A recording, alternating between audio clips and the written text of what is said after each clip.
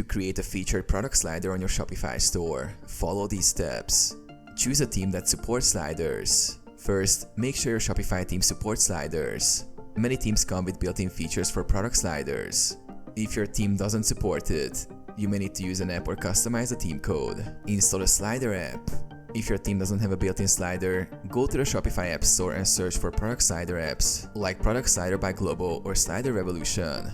Install the app that suits your needs. Add featured products to the slider. Once the app is installed, or if you are using a built-in feature, navigate to the theme editor or the app settings.